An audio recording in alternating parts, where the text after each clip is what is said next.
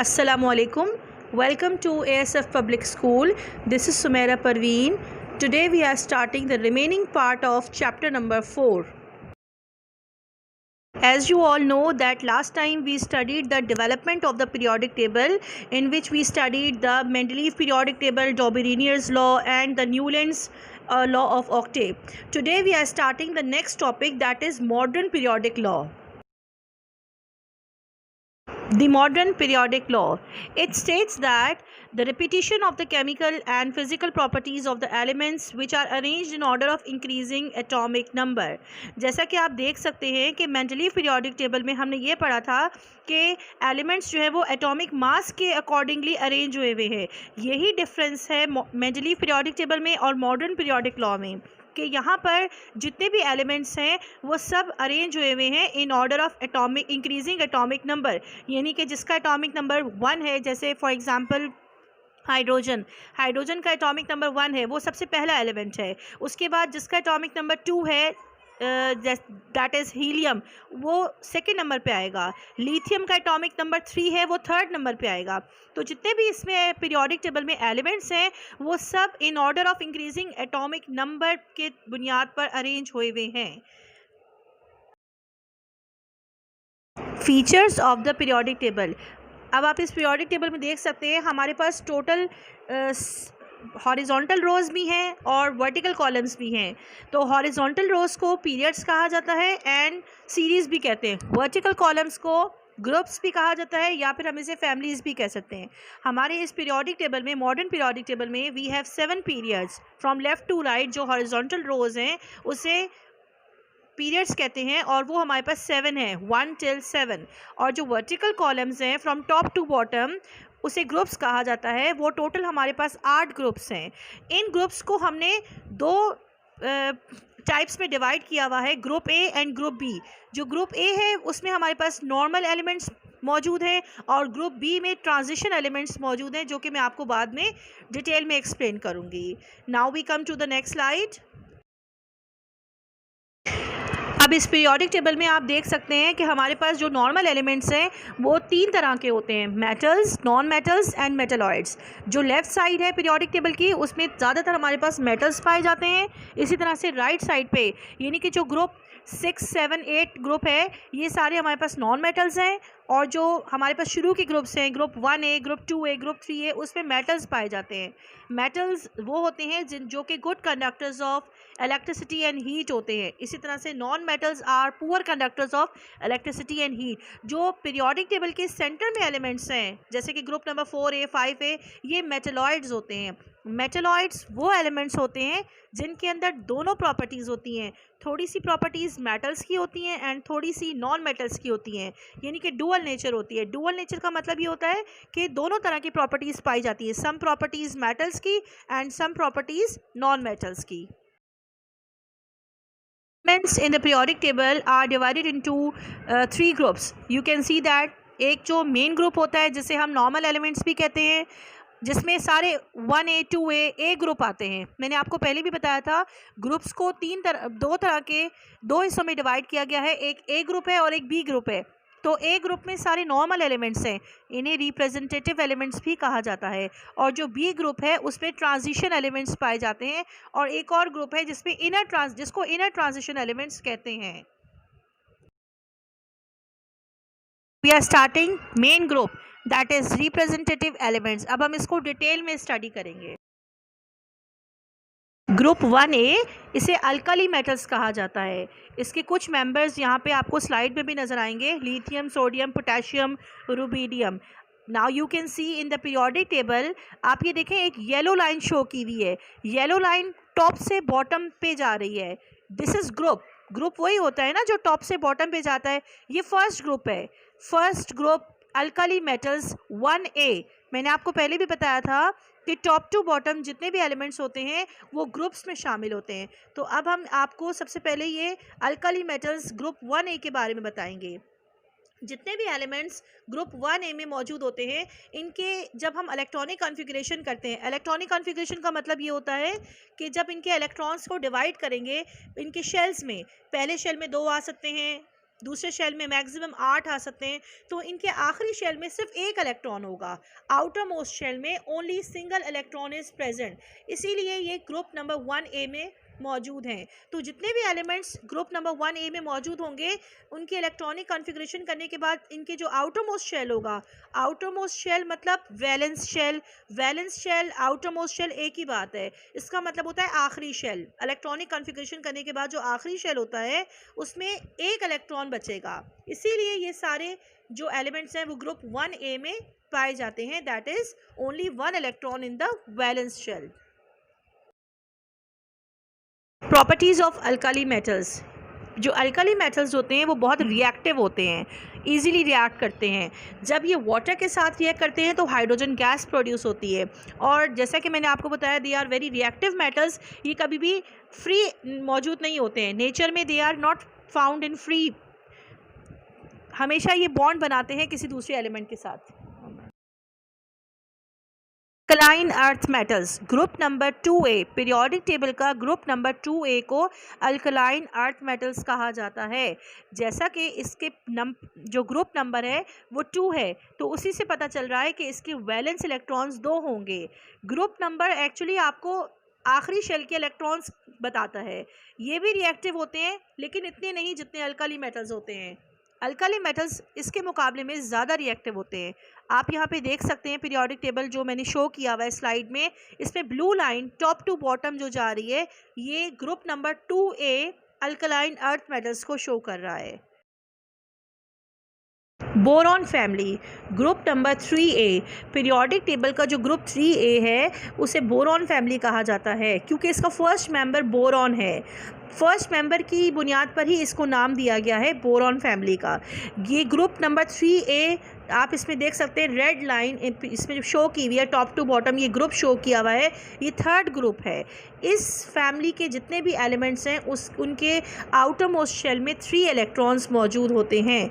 कुछ एग्जांपल्स हैं, कुछ एलिमेंट्स इस ग्रुप के, बोरॉन, एल्यूमिनियम, ये सब इसी ग्रुप में पाए जाते हैं और इनके आउटर मोस्ट शेल में 3 इलेक्ट्रॉन्स होते हैं। Now we are coming to the next group, carbon family, periodic table का ग्रुप नंबर 4A को कार्बन फैमिली कहा जाता है क्योंकि इसका फर्स्ट मेंबर कार्बन है, इसीलिए इसको कार्बन फैमिली का नाम दिया गया है।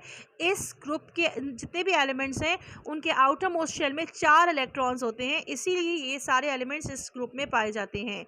Examples carbon, silicon. Nitrogen family, nitrogen is present in group 5A। अब इसमें आप देखें इस फैमिली के जो एलिमेंट्स हैं, फॉर एग्जांपल नाइट्रोजन, इसके आउटर मोस्ट शेल में 5 इलेक्ट्रॉन्स होते हैं। अब यहाँ पे जितने भी एलिमेंट्स हैं वो कोशिश ये करते हैं कि इलेक्ट्रॉन्स को शेयर किया जाए, शेयर करके बॉन्ड बनाया जाए। इसके दूसरे एलिमेंट्स हैं phosphorus, arsenic, antimony. Oxygen family, periodic table के ग्रुप नंबर 6A को ऑक्सीजन फैमिली कहा जाता है।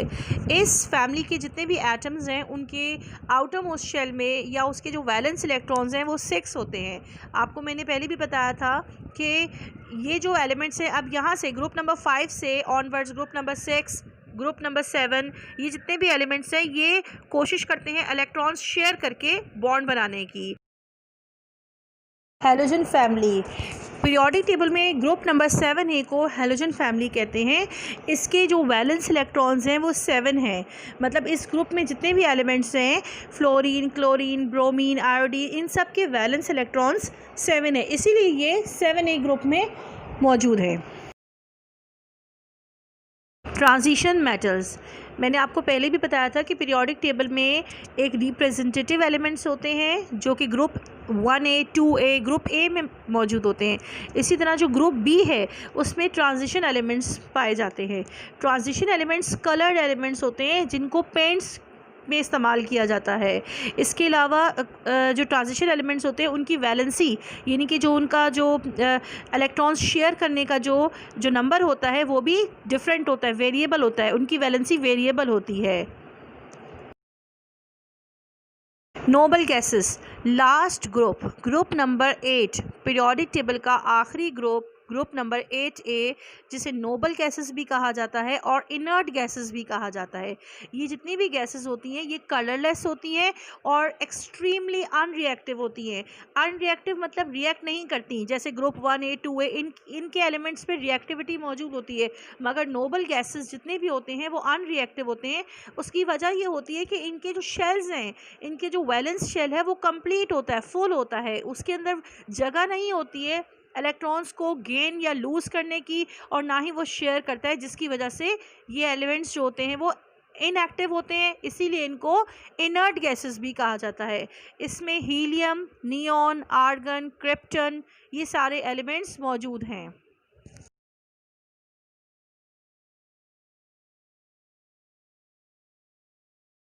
Configurations and the periodic table. अब मैंने आपको पहले भी बताया था कि हमारे पीरियोडिक टेबल में 8 ग्रुप्स होते हैं, टॉप टू बॉटम ग्रुप्स मौजूद होते हैं, और 7 पीरियड्स होते हैं from left to right. Horizontal rows जो हैं उन्हें पीरियड्स कहते हैं। तो जो ग्रुप नंबर होता है वो हमें शो करता है same number of valence electrons. जो ग्रुप 1A के एलिमेंट्स हैं उनके वैलेंस इलेक्ट्रॉन्स भी 1 ही होंगे। ग्रुप 2A के जितने भी एलिमेंट्स हैं उनके वैलेंस इलेक्ट्रॉन्स 2 होंगे।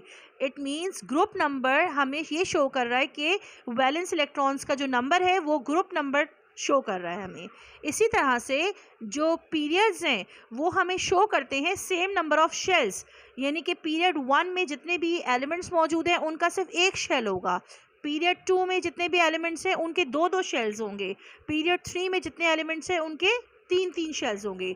तो अब इससे हमें ये बात जाहिर होती है कि ग्रुप नंबर शो करता है same number of valence electrons और पीरियड नंबर शो करता है same number of shells.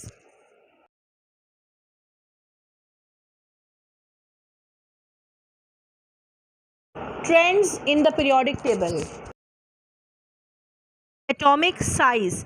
Atomic size को हम यूजुअली पिकोमीटर्स में मेजर करते हैं, और एक्चुअली एटॉमिक साइज़ या एटॉमिक रेडियस दो से सेम एलिमेंट के 2 एटम्स उनके जो न्यूक्लियाई है वहाँ से जो डिस्टेंस है, आप इस डायग्राम में देख सकते हैं कि यहाँ पे 2 एटम्स हैं, दोनों हाइड्रोजन एटम्स हैं। दोनों हाइड्रोजन एटम्स के न्यूक्लियस शो किए गए हैं और इनके न्यूक्लियस के सेंटर से लाइन ड्रॉ की है, पहले एटम के सेंटर से दूसरे एटम के सेंटर तक।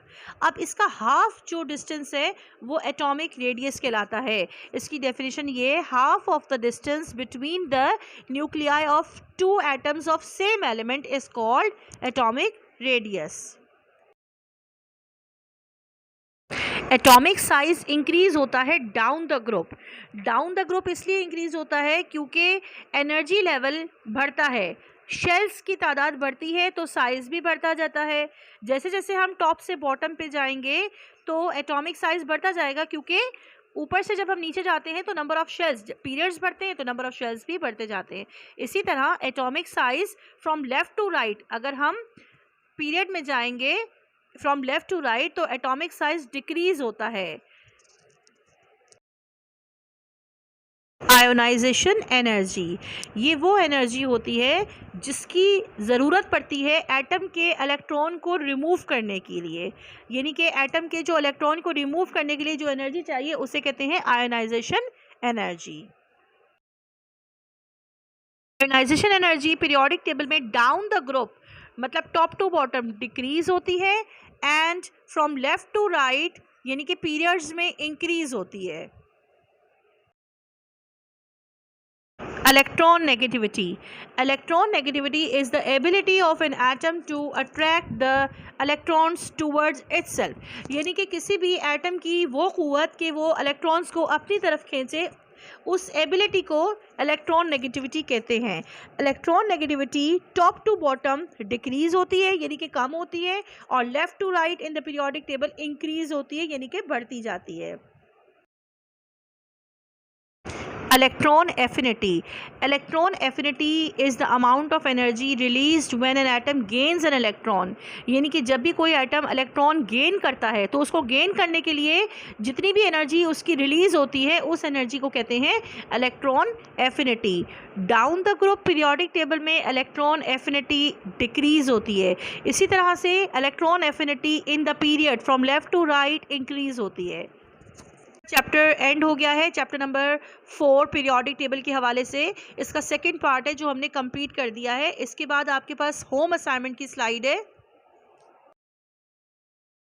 After understanding the chapter number 4 part 2, मैंने आपको पार्ट 1 में 4 क्वेश्चंस दिए थे। अब यहाँ पे क्वेश्चन नंबर 5 से हम स्टार्ट करते हैं, जो आपको अपनी कॉपी पे अटेम्प्ट करने हैं। क्वेश्चन नंबर 5 से लेकर क्वेश्चन नंबर 8 तक आपने कंप्लीट करने हैं। ये आपका होम असाइनमेंट है। After completing the till question number 8, आपने अपनी कॉपी में पोस्ट इवैल्यूएशन की हेडिंग डालनी है। पोस्ट इवैल्यूएशन में question number 1 fill in the blanks, question number 2 tick true और false, and question number 3 pick up the correct answer. ये आपको अपनी बुक में से करना है। पेज नंबर मेंशन कर दिया है मैंने। पोस्ट इवैल्यूएशन करना बहुत ज़रूरी है क्योंकि इसमें हम मार्क्स दे रहे हैं आपको। तो स्टूडेंट्स प्लीज़